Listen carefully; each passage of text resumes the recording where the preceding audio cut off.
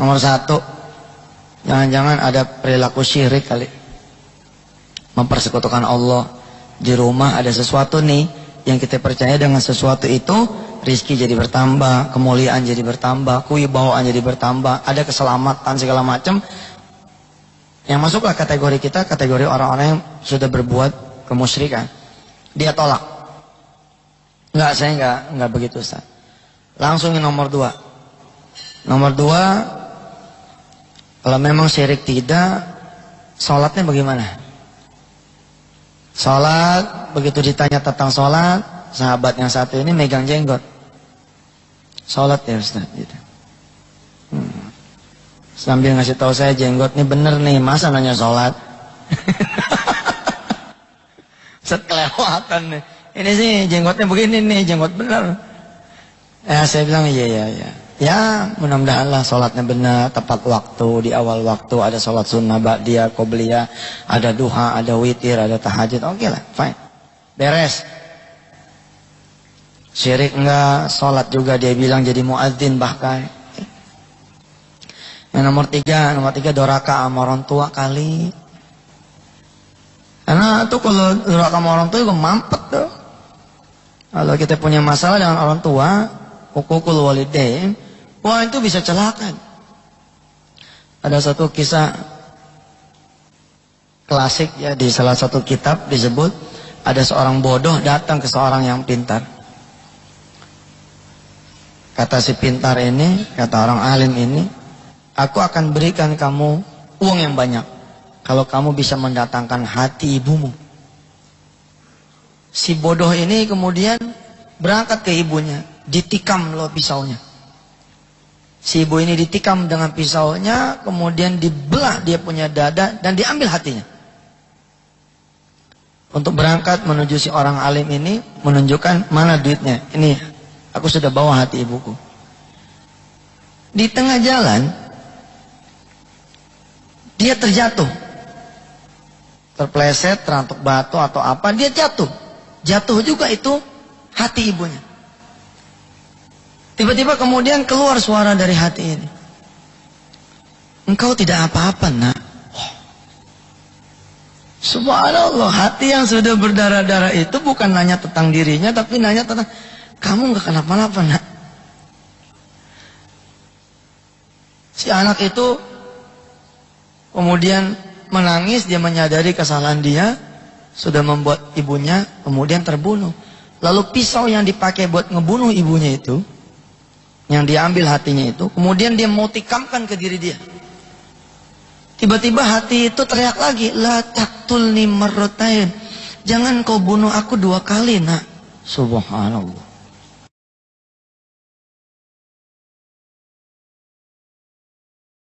Bismillahirrahmanirrahim. Assalamualaikum warahmatullahi wabarakatuh.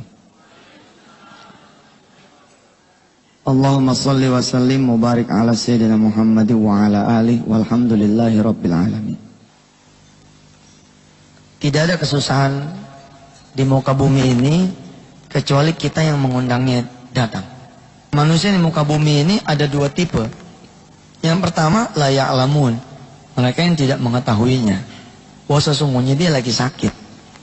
Yang kedua la yash'urun, dia nggak sadar. Masuk yang mana kita? Masuk yang tidak tahu atau yang tidak sadar? Mudah-mudahan ada golongan lain yang Allah dan Rasulnya menyebut sebagai golongan orang yang senantiasa mengingat Allah dan mau bertobat kepadanya. Sedikit kisah tentang, kebetulan saya ada di dunia kampus ya. 10 dosa besar ini memang sekarang nih jadi penyakit buat kita semua. Dulu pernah saya keliling ke tanah air. Zaman dulu saya kelilingnya bukan tentang sedekah, tapi tentang pertaubatan. Mungkin dipengaruhi oleh saat itu memang saya sedang mencari Tuhan, sedang mencari Allah, lagi sensitif terhadap dosa-dosa barangkali. Dulu keliling tuh, menyapa Indonesia dari satu kota ke kota lain, bicara tentang penyakit-penyakit manusia. Dan saya masuknya sama seperti saya masuk di dunia sedekah, saya masuk juga dari dunia masalah dan dunia hajat. Kita pasang iklan di koran-koran, di media-media, bahwa kalau ada hutang yang tidak terbayar, ada penyakit yang tidak sembuh, ada rumah tangga yang belum hadir anak keturunan, ada seseorang yang jauh dari jodohnya, ada seorang yang kerja tapi nggak ada gajinya, ada orang yang usaha tapi nggak ada untungnya. Coba deh, saya bilang, saya lagi buka praktek nih, gitu.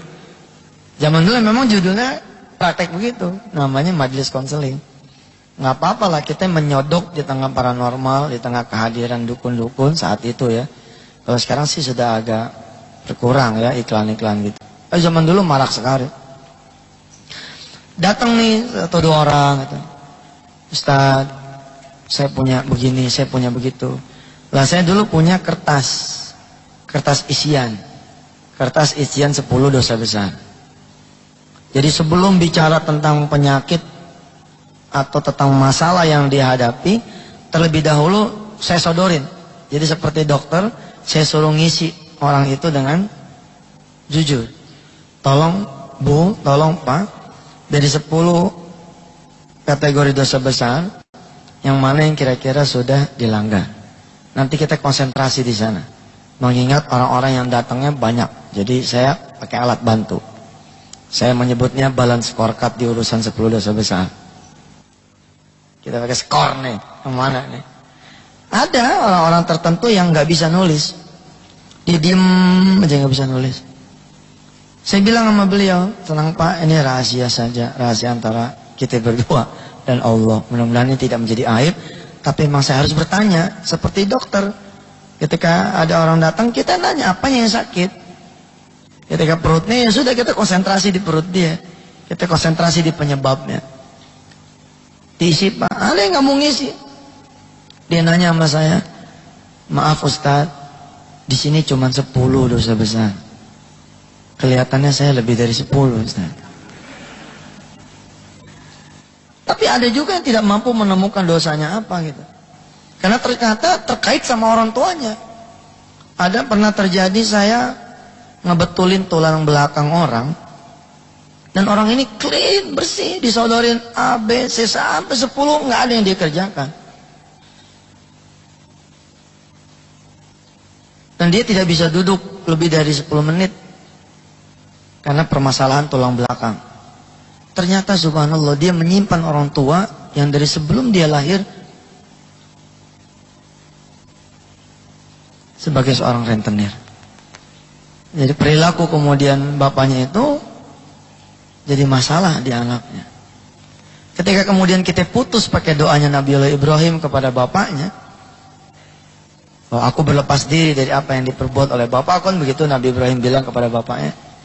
Subhanallah, kita tesnya gampang, tes duduk aja. Tes duduk kira-kira 30 menit, lebih dari 10 menit, dan subhanallah itu. Jadi saya percaya banget karena memang ayatnya pun begitu, kullun nafsin bima kasabat rohina. Semua orang tergadai dengan apa yang dikerjakannya. Saya berdiri di sini beristighfar. Saya bukan orang yang paling bagus, paling benar, paling soleh.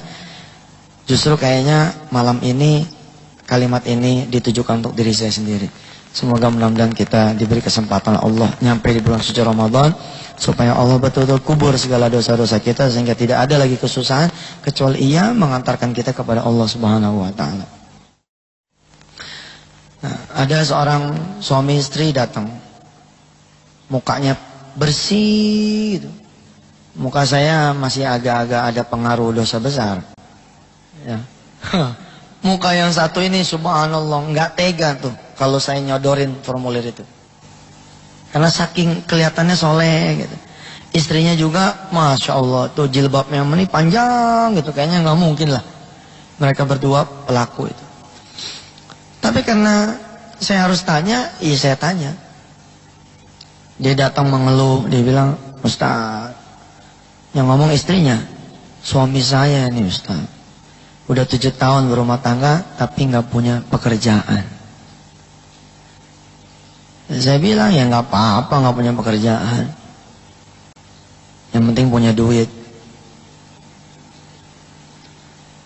Borok Ustaz. Saya pegel sama dia. Suaminya diem gitu.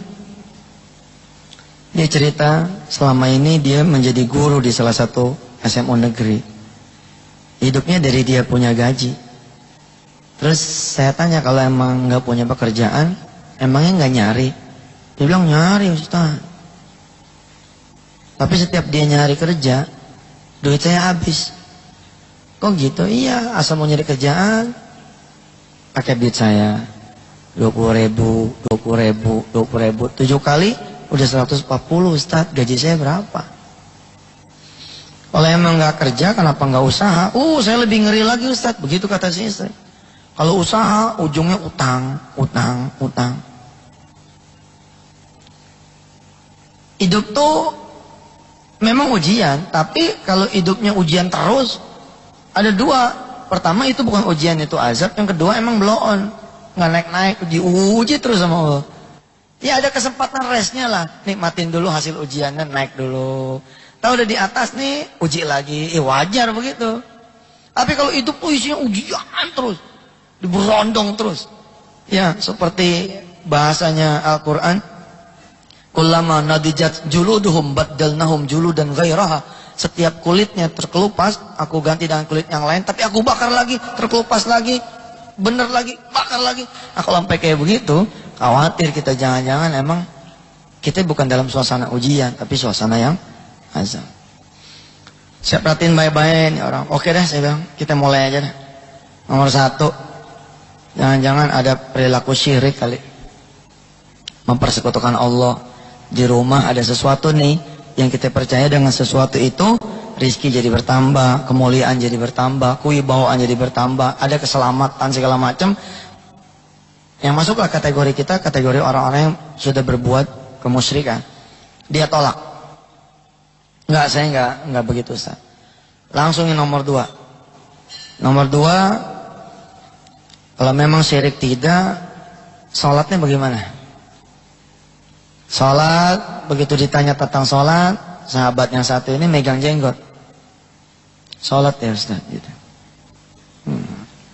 Sambil ngasih tahu saya, jenggot nih bener nih, masa nanya sholat? Set kelewatan nih. Ini sih jenggotnya begini nih, jenggot bener. Ya saya bilang iya. Ya mudah-mudahan lah sholatnya benar, tepat waktu, di awal waktu, ada sholat sunnah, ba'diyah, qobliyah, ada duha, ada witir, ada tahajud. Oke lah, fine. Beres. Syirik enggak, sholat juga dia bilang jadi muadzin bahkan. Yang nomor 3 doraka sama orang tua kali. Karena tuh kalau doraka sama orang tua juga mampet tuh. Kalau kita punya masalah dengan orang tua, hukukul walidain, wah itu bisa celaka. Ada satu kisah klasik ya, di salah satu kitab disebut, ada seorang bodoh datang ke seorang yang pintar. Kata si pintar ini, kata orang alim ini, aku akan berikan kamu uang yang banyak kalau kamu bisa mendatangkan hati ibumu. Si bodoh ini kemudian berangkat ke ibunya, ditikam loh pisaunya. Si ibu ini ditikam dengan pisaunya, kemudian dibelah dia punya dada dan diambil hatinya. Untuk berangkat menuju si orang alim ini, menunjukkan mana duitnya. Ini, aku sudah bawa hati ibuku. Di tengah jalan,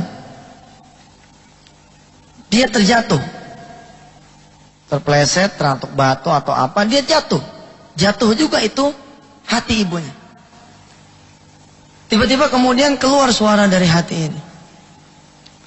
Engkau tidak apa-apa nak. Subhanallah, hati yang sudah berdarah-darah itu bukan nanya tentang dirinya, tapi nanya tentang, kamu gak kenapa-napa nak. Si anak itu kemudian menangis, dia menyadari kesalahan dia, sudah membuat ibunya kemudian terbunuh. Lalu pisau yang dipakai buat ngebunuh ibunya itu, yang diambil hatinya itu, kemudian dia mau tikamkan ke diri dia. Tiba-tiba hati itu teriak lagi, la taqtulni marratain, jangan kau bunuh aku 2 kali nak. Subhanallah, sampai kayak begitu. Hati itu melarang anaknya bunuh diri. Kenapa? Karena kata ibunya itu yang sekarang sudah jadi hati berdarah-darah itu, la taktulni marratain. Jangan kau bunuh aku 2 kali, nak. Sampai kayak begitu. Nah, kalau yang ketiga ini masalah ada birrul walidain yang ternoda, nampaknya bersiap-siaplah kita menghadapi rentetan peristiwa yang bermasalah. Bersyukurlah jika di antara bapak-bapak dan ibu-ibu yang hadir di sini masih ada orang tua, khususnya ibu. Wah, cepet deh. Cepat balik, kemudian cium tangan dia. Insya Allah seketika tuh langit akan berubah. 1, 2, 3 dia bilang, enggak Ustaz, saya dari kecil udah gak ada orang tua, yatim piatu. Coret. Yang keempat ini zina. Tapi karena melihat si bapak dan si ibu ini wajahnya soleh-soleha, terus saya juga tanya sama dia, punya anak gak? Ada 2. Saya lewatin nih. Yang keempat ini, zina ini saya lewatin. Karena saya hampir gak percaya kalau orang ini adalah pelaku zina. Gak mungkin. Saya langsung yang kelima. Yang kelima ini rezeki haram. Barangkali masih ada yang senang sama rezeki haram, ya saatnya lah untuk membersihkan diri. Insya Allah, Allah sayang sama orang-orang yang gak pernah berbuat salah. Tapi Allah juga sayang sama orang-orang yang berbuat salah dan mau berbuat baik. Di rezeki haram ini juga masalah. Di matematika sedekah, kita mengenal ya, di matematika sedekah, 10 dikurang 1, bukan 9. Ya. Ini kan udah biasa nih. Kelihatannya muka-mukanya muka-muka biasa semua nih. Muka paham deh. 10 dikurang 1 bukan 9. Tapi berapa? Dalam matematika sedekah, bukan matematika manusia. Kalau matematika manusia berhenti sampai di sini. Tapi kalau matematika Allah, ada perhitungan lanjutan. It's not the end balance. Ini baru temporary balance nih. 1 ini dikali 10. Di sininya 10. Matematika sedekah tidak mengenal pengurangan. Yang ada hanya pertambahan. Kalimatnya bukan tinggal berapa, tapi jadi berapa. 10 dikurang 1 jadi berapa? Bukan tinggal berapa. Kalau tinggal berapa, tinggal 9. Oh, ntar dulu, nambah kok. Jadi berapa? Jadi 19. Kenapa pintu ini Allah suburkan? Wa yurbis sadaqat. Allah suburkan itu sedekah. Kenapa? Karena pintu yang haram Allah tutup betul. Karena matematikanya juga nggak beres. Di urusan duit haram, ada matematika juga yang terbalik. Coba 5 ditambah 3 berapa? 8. Yakin saudara bahwa 5 ditambah 3 akan selalu 8?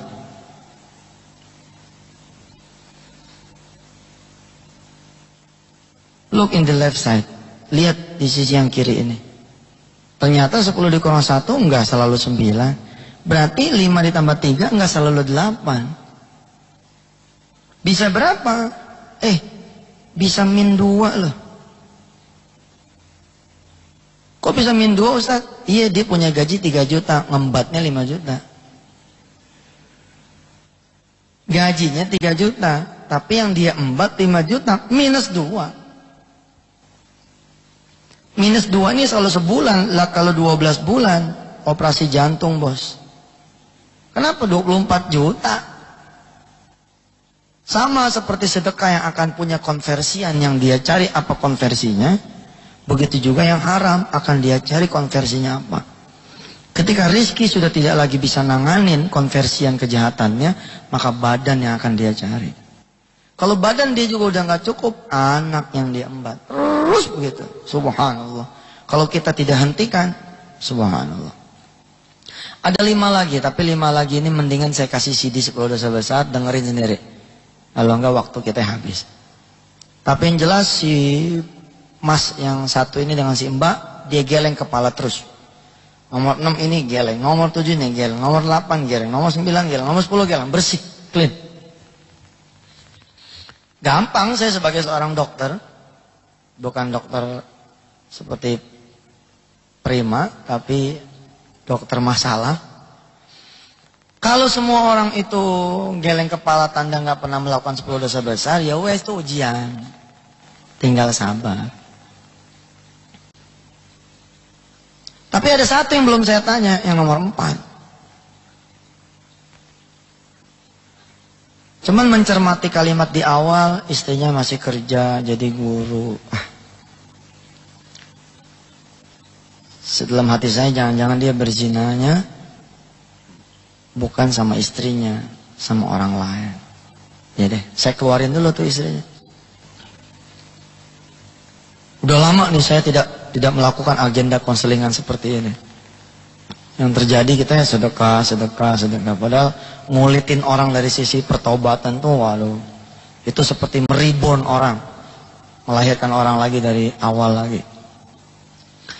Simpen istrinya keluar, saya bilang, Mbak tolong keluar sebentar, saya mau ngomong antar laki-laki. Mbaknya keluar, kunci pintu, kemudian saya duduk lagi, saya bilang, Mas maju sini. Ada satu yang belum saya tanya. Kelihatannya tahu deh yang belum saya tanya apa. Nangis dia. Nangis dia peluk, iya Ustaz, kayaknya saya tahu yang mau ditanya apa. Iya, yang mau ditanya adalah zina. Have you ever do zina? Apakah Anda pernah melakukan zina?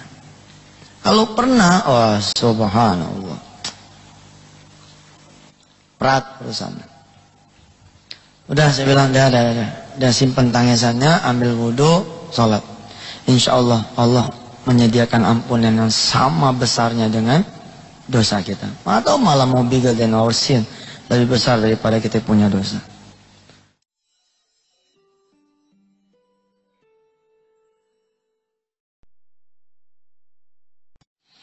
Kalau semua orang itu geleng kepala tanda nggak pernah melakukan 10 dosa besar, ya wes itu ujian. Tinggal sabar. Tapi ada satu yang belum saya tanya, yang nomor 4. Cuman mencermati kalimat di awal, istrinya masih kerja jadi guru. Dalam hati saya jangan-jangan dia berzinanya bukan sama istrinya, sama orang lain. Ya deh, saya keluarin dulu tuh istrinya. Udah lama nih saya tidak melakukan agenda konselingan seperti ini. Yang terjadi kita ya sedekah. Padahal ngulitin orang dari sisi pertobatan tuh, waduh, itu seperti meribon orang, melahirkan orang lagi dari awal lagi. Simpen istrinya keluar, saya bilang, Mbak tolong keluar sebentar, saya mau ngomong antar laki-laki. Mbaknya keluar, kunci pintu, kemudian saya duduk lagi, saya bilang, Mas maju sini. Ada satu yang belum saya tanya. Kelihatannya tahu deh yang belum saya tanya apa. Nangis dia. Nangis dia peluk, iya Ustaz, kayaknya saya tahu yang mau ditanya apa. Iya, yang mau ditanya adalah zina. Have you ever do zina? Apakah Anda pernah melakukan zina? Kalau pernah, oh subhanallah. Berat urusannya. Udah saya bilang, udah simpen tangisannya, ambil wudhu, sholat. Insya Allah, Allah menyediakan ampunan yang sama besarnya dengan dosa kita. Atau malah mau bigger than our sin, lebih besar daripada kita punya dosa. Itu waktu dia sholat taubat seperti tidak ada di dunia. Oh, kayak apa tau? Setelah selesai, dia kemudian bertanya, Ustaz, apa sih hubungannya antara zina dengan saya, kok tidak dapat pekerjaan selama 7 tahun? Yang pertama, memang Allah yang bilang begitu. Wala yad'una ma'allahi ilahan akhara ولا يقتلون النفس التي حرم الله إلا بالحق ولا يزنون ومن يفعل ذلك يلقى أثاما يضاعف له العذاب يوم القيامة ويخلد فيه مهانا إلا من تاب وآمن وعمل عملا صالحا فأولئك يبدل الله سيئاتهم حسنات وكان الله غفورا رحيما. Jangan berbuat syirik, jangan membunuh orang tanpa hak, dan jangan berzina. Kalau ada di antara anda yang melakukan perzinahan, kata Allah, maka yalqa athama, aku akan kalungkan dengan kalung kesusahan. Gila ya, dikenain kesusahan aja udah susah, apalagi dikalungin dengan kalung kesusahan. Subhanallah. Yang kedua, an-nikahu miftahur rizki. Ini saya senang ngomong begini karena masih banyak teman-teman saya yang muda-muda. Walaupun zina mah nggak urusan yang muda, yang tua juga bisa keserimpat. Tapi peluang yang muda lebih besar. Ini kita ini bawa kacau nih. Kalau nggak ada benteng yang benar hari gini, saya senang loh kemarin menikahkan Rindang di Madinah kemarin. Kita tanya dari hati ke hati. Karena sebelum melangsungkan pernikahan ada pertaubatan dulu. Karena pernikahan itu bukan pertaubatan, bos, sunnah. Jangan mentang-mentang, gue udah nikah, gue udah tobat. Ntar dulu, lu belum tobat. Kalau emang nikahnya itu didahului dengan satu perbuatan yang tidak Allah ridhoi, maka pernikahan itu cacat. Tetap ada pengaruhnya di kemudian hari. Kalau kita nggak cepat susu dengan pertobatan, masalah. Nah, ketika saya menikahkan Rindang dengan Tia di Madinah, putra dan mantu dari Pak Edi, saya tanya, alhamdulillah, clean, bersih. Setidaknya itulah pengakuannya. Insya Allah. Ya dang. Ya insya Allah lah, ngelihat tanda-tandanya mah. Benar benar. Yang kedua, an-nikahu miftahur rizki. Nikah itu kuncinya rezeki. Maaf ya, kita sudah dewasa semua. Mudah-mudahan ini saya ngomong begini tidak termasuk kategori yang jorok punya. Nikah itu kuncinya rezeki. Punya lelaki itu kunci. Punya perempuan itu pintu. Kalau kunci kita pakai pada bukan pintunya, maka apa yang terjadi? Kuncinya patah, pintunya rusak. Oh, bukan pintunya kok dipaksain. Oh, bukan kuncinya kok dipaksain. An-nikahu miftahur rizki. Nikah kuncinya rezeki. Berarti jika ada orang memakai kuncinya bukan pada pintunya, maka rusaklah rizkinya. Kalau kita sepakati satu hal bahwa rizki itu tidak harus selalu berupa uang. Maaf ya, ini buat muhasabah diri sendiri. Saya tidak sedang bermaksud menyinggung satu demi satu di antara saudara-saudara semua. Ini benar-benar buat diri sendiri. Nggak boleh kita nilai orang lain. Apa maksudnya? Kalau kita sepakati rizki itu bukan urusan duit, anak juga rizki, kesehatan juga rizki, hasil usaha juga rizki, gaji bulanan juga rizki. Nah, kalau kita kemudian kecemplung di urusan perzinahan, bisa dihapus sama Allah. Ada orang-orang yang kemudian berumah tangga terus nggak bisa punya anak karena patah urusan rizkinya berupa anak. Ada yang anak dapat seperti beliau tadi, pekerjaan nggak pernah dapat. Ada yang pekerjaan dapat, nggak ada gajinya. Nggak ada gajinya, benar-benar dihilangin sama Allah. Hilang. Ada yang usaha, nggak ada pernah ada untungnya. Benar loh Pak. Dapat tender, di akhir tender, dia malah kemudian harus nggak ada rumah, nggak ada mobil, segala macam. Tuh kalau dia nggak cari tuh. Tapi ingat saya bilang, ini muhasabah buat diri sendiri. Jangan sampai saudara reuni nih sama teman-teman. Begitu reuni, saudara nanya, anaknya mana mas? Oh saya belum punya anak. Zina nih. Itu buat diri kita sendiri. Giliran yang nggak punya anak nanya, sampean kerja di mana? Waduh mas, saya nggak bisa, ya kerjaan sampai sekarang susah. Zina. Patah rezekinya berupa pekerjaannya. Betul. Salah. Minimal tuh doa dah gitu. Terus dia cerita, iya Ustaz, hakada wakada begini. Dadah. Saya mah cuma nyari sebab, bukan mau ngorek. Oh sudah ketemu, ya sudah. Panggil istrinya. Dan insya Allah nih, dalam hitungan waktu, seminggu, 2 minggu, sebulan, 2 bulan, insya Allah hidup ibu dan bapak udah. Emang apa sih Ustaz yang ditanya? Udah gak perlu tahu, pokoknya mah bagus. Harus dirahasiakan.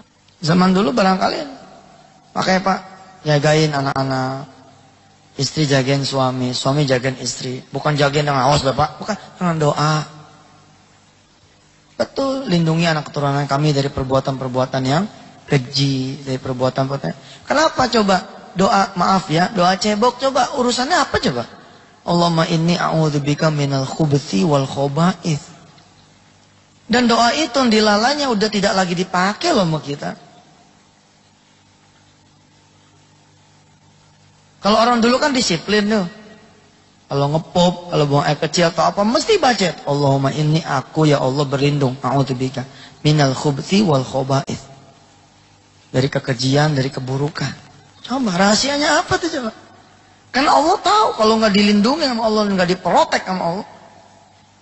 Alhamdulillah barangkali doa-doa kita, anak-anak kita bisa selamat sampai ke jenjang pernikahan, nggak ada masalah dengan calon suaminya, nggak ada masalah dengan calon istrinya. Atau suami ibu digodain terus sama orang, tapi karena ibu terus-terusan mendoakan tiap malam, selamat.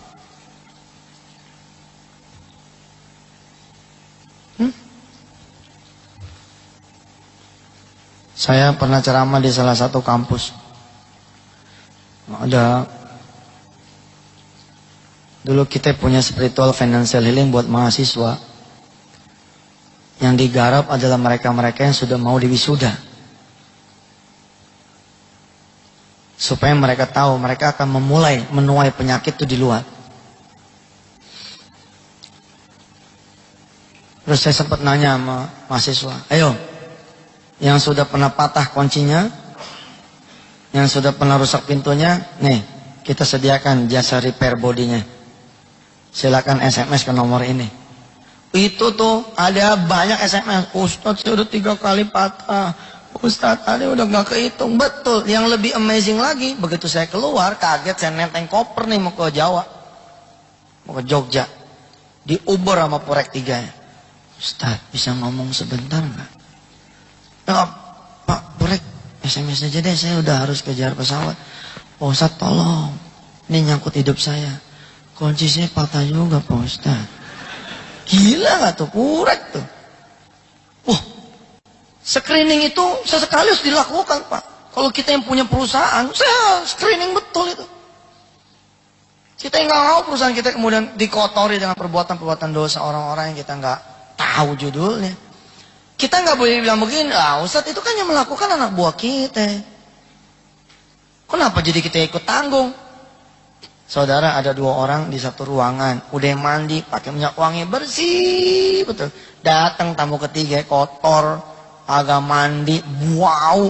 Kira-kira di satu ruangan itu, ada pengaruh nggak tuh orang yang ketiga? Pengaruh Pak. 4 direksi, 2 ahli zina, masalah nih keuangannya 00, 50-50. 51 karyawan, 33 salatnya terus. Hanya 18 nih yang salatnya on time, masih kalah tuh.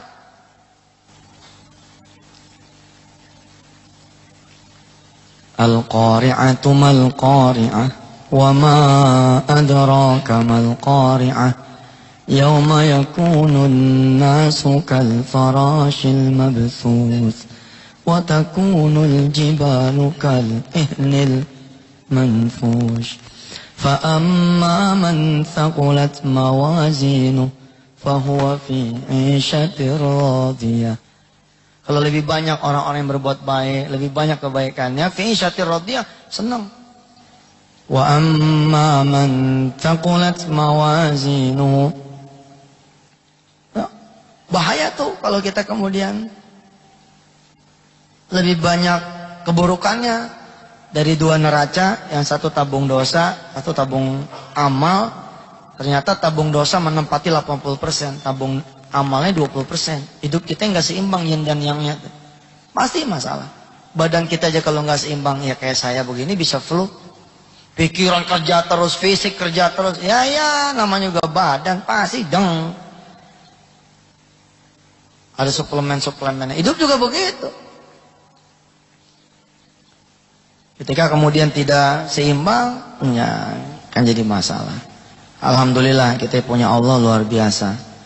Apa dia bilang? Nabbi ibadi innani anal ghafurur rahim. Kabarkan kepada hamba-hambaku, sesungguhnya aku adalah Tuhan yang memiliki ampunan yang begitu luas dan sangat penyayang. Kalau sekiranya kita punya Tuhan pemarah, habis dunia langsung dibalikin.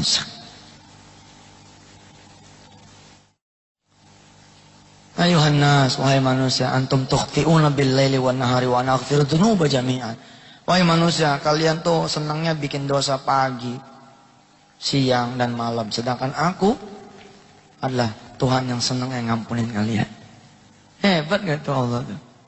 Kalau kalian datang dengan membawa dosa sebanyak buih di lautan, aku akan membawa ampun yang lebih banyak daripada buih itu. Kalau kalian membawa padaku dosa sebanyak pasir, butiran pasir di daratan, aku akan datang lebih banyak lagi membawa ampunan daripada dosa-dosa kalian semua. Nabbi ibadi innani anal ghafurur rahim.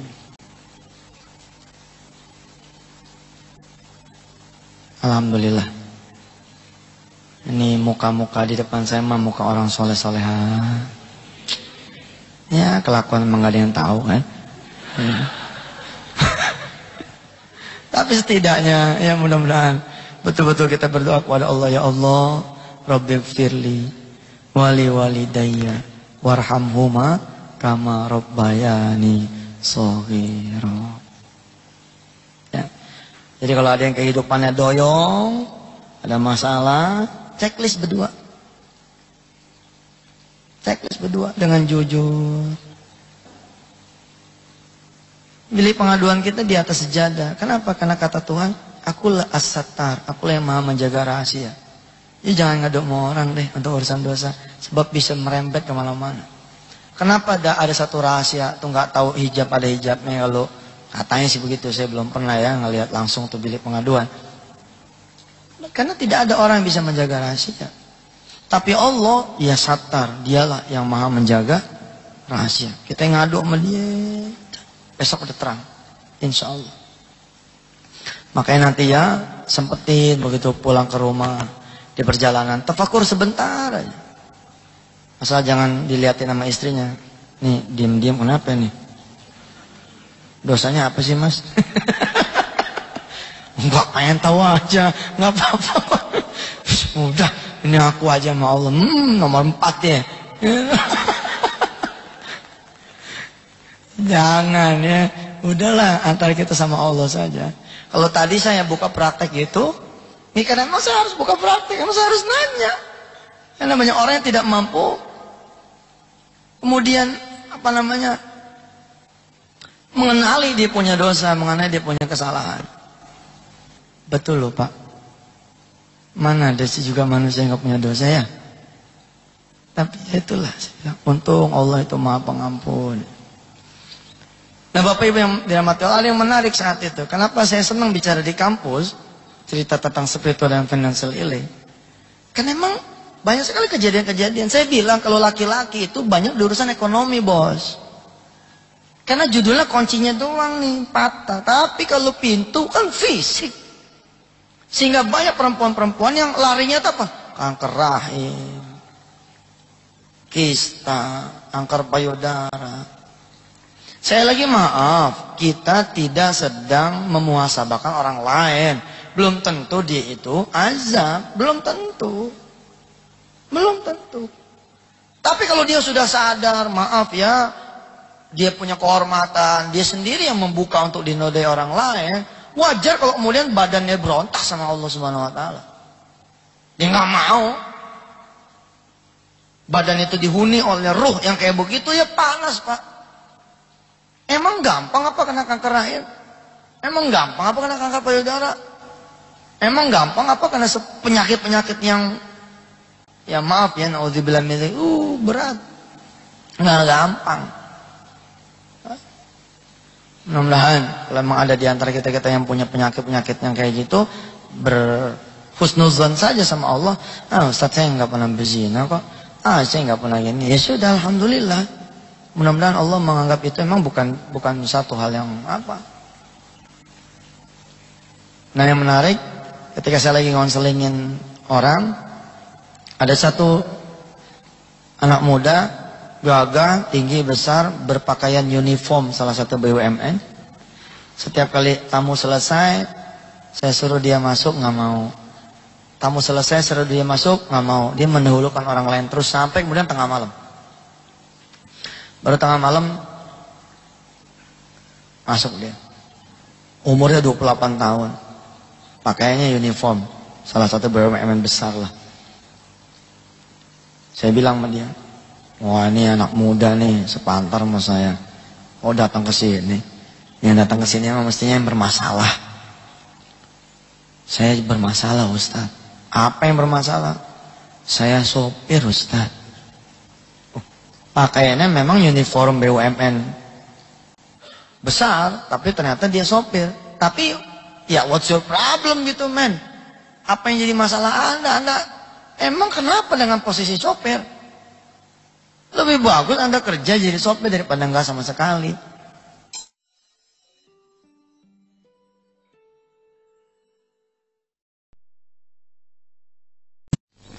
Nah, Bapak Ibu yang dirahmati Allah, ada yang menarik saat itu. Kenapa saya senang bicara di kampus, cerita tentang spiritual dan financial healing? Karena emang banyak sekali kejadian-kejadian. Saya bilang kalau laki-laki itu banyak di urusan ekonomi, bos. Karena judulnya kuncinya doang nih, patah. Tapi kalau pintu kan fisik. Sehingga banyak perempuan-perempuan yang larinya itu apa? Kanker rahim, kista, kanker payudara. Saya lagi maaf, kita tidak sedang memuhasabahkan orang lain. Belum tentu dia itu azab, belum tentu. Mudah-mudahan kalau memang ada di antara kita yang punya penyakit-penyakit yang kayak gitu, berhusnuzan saja sama Allah. Ustaz, saya nggak pernah berzina kok. Saya nggak pernah gini. Ya sudah, alhamdulillah. Mudah-mudahan Allah menganggap itu memang bukan satu hal yang apa. Nah, yang menarik, ketika saya lagi ngonselingin orang, ada satu anak muda, gagah, tinggi, besar, berpakaian uniform salah satu BUMN. Setiap kali tamu selesai, saya suruh dia masuk, nggak mau. Tamu selesai, suruh dia masuk, nggak mau. Dia mendahulukan orang lain terus sampai kemudian tengah malam. Baru tengah malam masuk dia. Umurnya 28 tahun. Pakaiannya uniform, salah satu BUMN besar lah. Saya bilang sama dia, wah, ini anak muda nih, sepantar sama saya. Oh, datang ke sini. Yang datang ke sini emang mestinya yang bermasalah. Saya bermasalah, Ustaz. Apa yang bermasalah? Saya sopir, Ustaz.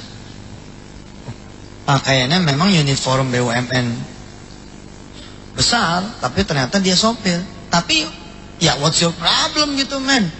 Apa yang jadi masalah Anda? Emang kenapa dengan posisi sopir? Lebih bagus Anda kerja jadi sopir daripada enggak sama sekali. Duh, betul kan? Enggak ada yang salah dengan pekerjaan itu. Tapi dia mendesis. Dia bilang, saya alumni Fakultas Teknik UGM, Ustaz. Oh, emang masalah, duduk. Iya, masalah, bos. Fakultas Teknik UGM, maknya nyekolahin dia susah-susah. Maaf, bukan berarti kita merendahkan pekerjaan sopir. Perlu kita due diligence lagi nih. Perlu kita gali lebih lanjut. Kalau dia jadi sopir, in the first year dia keluar, fine. Itulah ujian buat dia. Next will be better. In the second year-nya, the third year-nya, Ternyata ketika saya tanya dari tahun berapa ente jadi sopir? Dari 96. Nah sekarang tahun berapa? 2003. Saat itu ya 7 tahun. Berarti kan Allah kunci ini deadlock, dikunci jadi driver. Emang masalah, fine. Baik, langsung ngebut nih, karena ini anak muda. Langsung saya bilang nomor 4. Jang, ente zina ya? Enggak Ustaz. Oh, enggak. 96 jadi sopir. Saya tanya sama dia, emang lulusnya tahun berapa Mas? 97. Berarti 1 tahun sebelum Anda lulus, Anda udah jadi sopir? Iya Ustaz. Dulu mah iseng doang. Dia tidak menyangka kalau Allah kemudian yang menaruh dia di situ. Awalnya cuman iseng, sambil nungguin kerjaan, sambil nungguin lulus, sambil nungguin wisuda, dia jadi sopir, salah satu manajer di BUMN tersebut. Setelah begitu lulus, si manajer minta ijazahnya supaya walaupun kerja pribadi sama dia bisa dapat double gardan, dapat gaji dari si BUMN tersebut juga. Jadilah kemudian gaji dia 2,8. 2003 2,8 gede sekali, tapi dia nggak nyaman. Kenapa? Karena dia punya masalah di status sosial. Kok enggak ya? Aku nipu orang tua aku nipu istriku, aku nipu keluarga aku kalau aku ini kerja sebenarnya sopir. Itu memang menyiksa. Lah kan cara Allah menyiksa, bukan cara kita ya. Halus gitu cara Allah nyiksa itu, pelan-pelan. Kadang-kadang ada juga digrek gitu sekaligus ada. Oke lah, nomor 4 dia bilang enggak. Dia bilang enggak, saya enggak pernah usaha zina. Oh iya. Kalau gitu mulai dari 1 lagi deh. 1, 2, 3, 4 enggak, 5, 6, 7, 8, 9, 10 enggak juga. Tapi dia 7 tahun nih. Nggak mungkin saya bilang masa ujian sampai 7 tahun. Anak SD aja 6 tahun ujiannya 6 hari. Masa situ kuliah 4 tahun ujiannya 7 tahun. Ntar dulu nih. Tiba-tiba saya ingat tentang teori kunci patah. Jangan-jangan dia nggak patah, somplak doang nih. Nah mahasiswa tuh, ini penyakit mahasiswa. Makanya next mungkin bisa kita adain sebelum lulus, kita ceramain yang begini ya. Karena banyak mahasiswa-mahasiswi kita yang tidak patah kuncinya, tapi somplak, betul-betul somplak. Saya tanya masih laki-laki ini, Mas, barangkali ente memang tidak berzina. Kalau mendekati zina gimana? Nah, kalau mendekati zina itulah Ustaz. Tiap minggu Ustaz, tiap malam. Kenapa nggak bilang dari tadi? Ustaz kan nanyanya zina. Iya benar juga, gue nanya zina. Oh masalah loh. Betul masalah. Kalau dia benar-benar telak berzina, dia sama sekali nggak kerja bas, nggak kerja at all, sama sekali. Lihat rahasia Allah. Tapi untunglah dia tidak berzina, dia cuma nyerempet zina. Ya Allah kunci di situ. Kita lelaki masukin perempuan 1, nggak ada sernya, nggak ada apa, tapi berdua. Sementara kita punya bond 30 nih, 30 tagihan. Kita begitu tuh perempuan turun, ada 1 bond tuh nggak ketagih. 29. Ada pengaruhnya, anginnya tetap datang. Ternyata jadi apa lama nih perempuan. Lewat situ disamain jamnya. Nah, tadinya nggak ada ser, sekarang ada ser. Tadi nggak pegangan tangan, tuh tagihan 30, jadi tinggal 25. Besok meningkat lagi 20, besok meningkat lagi 15, besok meningkat lagi tinggal 10, yang 20 udah nggak ketagih sama sekali. Begitu kemudian dia berzina, tokonya yang tutup. Kira-kira seperti itu cilokanya.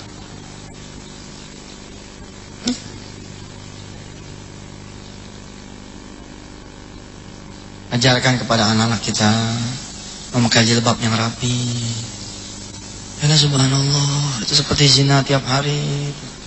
Nah itu juga saya bicara juga tuh. Setelah itu sih ya tinggal mahasiswinya sendiri saja yang berpikir. Saya ceritakan ada satu, ya ini memang kisah, boleh dipercaya boleh tidak. Ada orang dituduh di pengadilan kubur membunuh seorang anak kecil.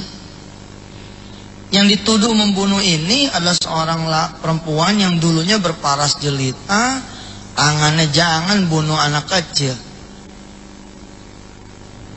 Motong ayam dan sebangsanya aja dia nggak pernah tega ngelihat darah, apalagi bunuh anak. Dia menolak betul.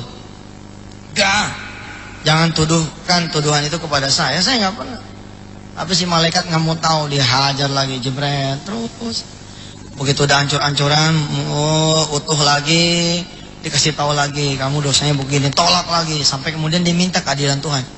Baik, katanya ada catatan hidup nih. Saya pengen tahu kalau emang saya pernah membunuh anak kecil, tolong saya beritahu kapan dan di mana. Ditunjukkan ternyata ketika dia memakai pakaian yang mengundang syahwat laki-laki yang lain.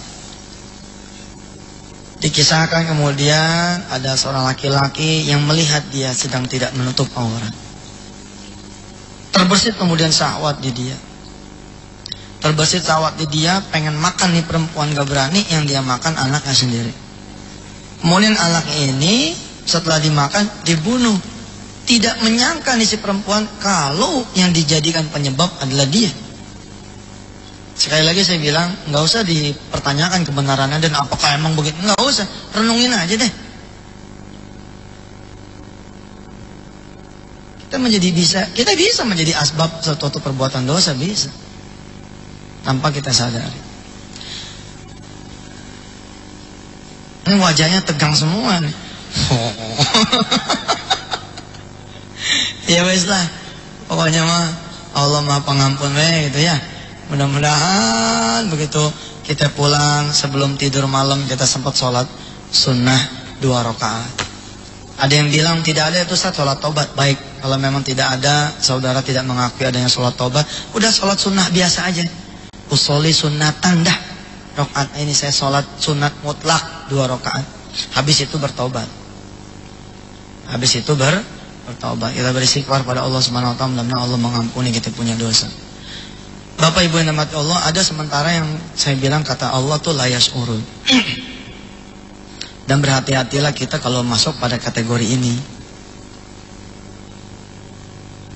Dalam surah Al-An'am ayat 44 Allah memberitahu kepada kita, falamma nasu ma dzukkiru bihi fatahna alaihim abwaaba kulli syai' hatta idza farihu bima utu akhadnahum baghtatan فَإِذَا هُمْ مُبْلِسُونَ. Dan ketika manusia melupakan aku, kata Allah, aku enggak uber dia langsung, aku ulur dia, didiemin. Nah, yang didiemin ini mah yang lebih bahaya daripada yang langsung digetok tuh gitu. Ibarat layangan diulur terus. Tapi ketika sudah ada di atas, akhadnahum baghtatan فَإِذَا هُمْ مُبْلِسُونَ. Sekali kedet, faidahum mublisun, terombang-ambing, dia terdiam berputus asa. Saya sering bilang kepada para lelaki, para ayah, kalau kita yang berantem, kita dipukulin sama orang, kayaknya seneng hati gitu. Tapi kalau kita yang berantem, yang dipukulin anak kita, kayaknya kita nelongso. Kita yang ribut, yang dipukul adik kita. Saya punya kisah yang barangkali kisah ini menjadi inspirasi buat saudara semua yang sudah punya anak untuk betul-betul hati-hati dalam kehidupan. Ada cerita seorang remaja putri diperkosa oleh ayahnya sendiri. Dan si ayah nggak pernah merasa dia merkosa anaknya. Sampai kemudian dia masuk penjara. Di penjara itu baru dia tahu bahwa selama ini dia memperkosa anaknya. Karena memang secara fisik bukan dia memperkosa. Dia punya anak semata wayang, tunggal, satu-satunya. Pimpinan sebuah instansi, hidup di atas rata-rata orang, hingga kemudian anaknya yang putri ini meminta untuk kuliah di luar. Sebut sajalah mawar begitu. Si Mawar bilang, saya pengen kuliah di luar. Oh, karena ini anak orang kaya, enteng. Dia bilang, mau kemana? Mau kuliah di mana? Mau kuliah di luar atau di mana? Mau di Melbourne? Mau di Frankfurt? Atau mau di Udinus? Luar juga nih. Di Jakarta. Ditetapkan, ditentukan, diurusin. Emang dasar udah, semua udah diatur oleh Allah. Di malam menjelang keberangkatan, anaknya pamit sama si ayah. Pamit, mau pamitan sama teman-temannya untuk terakhir kalinya. Si ayah melarang, jangan nak. Besok kamu udah mau berangkat. Sudahlah di sini sama ayah, kalau perlu undang teman-teman kamu yang kemari. Tapi si anak bersikeras. Ya, as her last request, dikasih izin. Dengan syarat, kamu harus pulang jam 9 malam. Dan ditemenin oleh pak supir kita. Ditemenin sama supir yang sudah belasan tahun jadi supirnya dia. Dari sebelum anak ini lahir. Si ayah tidak menduga sama sekali kalau malam itu anaknya dirusak oleh supirnya sendiri. Loh Ustaz, kan katanya tadi bapaknya merkosa. Iya, ceritanya belum berakhir. Jam 9 belum pulang. Ya mungkin sebentar lagi. Jam 10 belum pulang. Ya mungkin sebentar lagi. Jam 11 belum pulang. Ya mungkin sebentar lagi. Tapi begitu jam 12 mulai nih. Aduh. Kekesalan berubah menjadi kekhawatiran. Cari. Nggak ketemu Pak. Ini kisah nyata loh nih. Saya berinteraksi dengan dunia sedekah. Ketemunya sama keajaiban-keajaiban sedekah. Ketika saya berinteraksi dengan dunia pertaubatan. Ngeri. Testimoni-testimoninya ngeri-ngeri. Benar.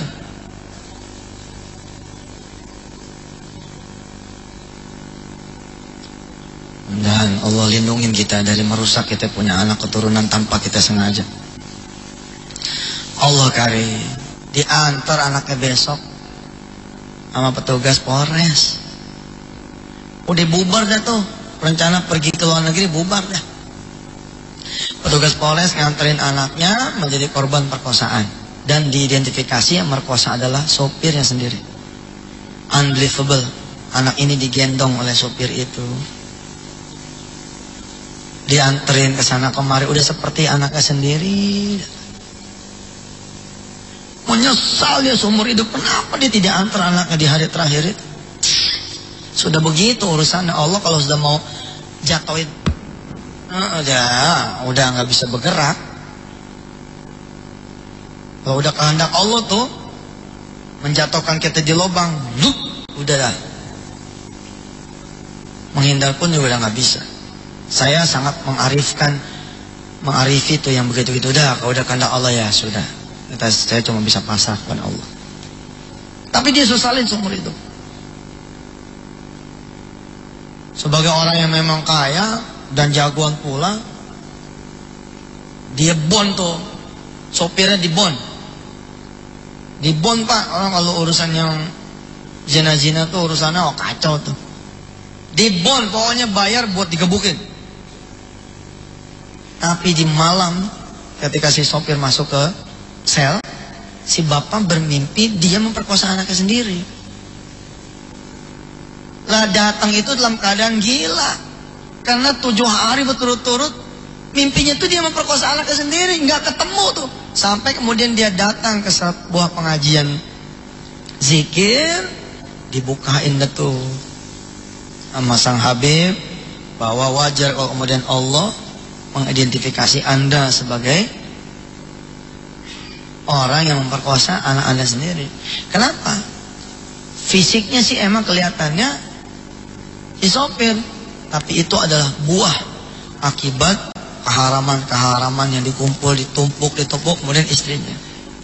Nah kejadian itu kalau kita pikir-pikir nggak adil. Oh, tapi kenapa anaknya jadi korban? Enggak, anaknya dibersihin sama Allah. Begitu anaknya redo, diterima, dibersih lagi, ini anak nggak menanggung apa-apa. Boleh tidak setuju, boleh, tapi cara kerja Allah begitu dah. Ada anak asma, kalau orang tuanya tobat, asmanya baik. Bagaimana Ustaz? Ya udah begitu deh, coba deh jaja. Insya Allah itu. Ada loh anak yang terbaring lemah, orang tuanya yang bersihin dirinya, anaknya kemudian keluar. Anak bawa energi negatif tuh si anak. Bapak Ibu dan mati Allah, ada 5 nih yang belum kita bicarakan. Dan memang sesi spiritual healing ini sesi berat, buat saya pun berat. Saya kasih bocoran, yang terakhir itu gibah. Yang 10 itu, urutan nomor 10 itu ngomongin orang. Berat tuh ngomongin orang, adanya di level 10. Kenapa dia ditaruh di nomor 10? Dia zina enggak, durhaka sama orang tua enggak, tukang makan rezeki haram enggak, tapi yang dia omongin punya 9 dosa besar, nyemplung ke dia semua itu. Iya betul itu. Sekali lagi ya, dia bukan pezina, dia bukan birrul walidainnya bagus, dia bukan pemakan duit haram, tapi kebenaran yang dia omongin itu yang punya 9 dosa besar. Dan memang udah begitu kata Rasulullah, siapa orang yang ngomongin orang, maka keburukan orang itu buat dia, kebaikan orang itu buat yang diomongin. Jadilah dia nomor 10 tuh, botol, tutup botol. Tapi dia juga paling besar sendiri itu, makanya dijaganya omongan. Mudah-mudahan kita semua terlindung dari perbuatan-perbuatan yang tidak Allah ridhoi. Subhanakallahumma wa bihamdika asyhadu an la ilaha illa anta astaghfiruka wa atubu ilaik. Walhamdulillahi rabbil alamin. Terima kasih. Hadanallahu wa iyyakum ajma'in. Assalamualaikum warahmatullahi taala wabarakatuh.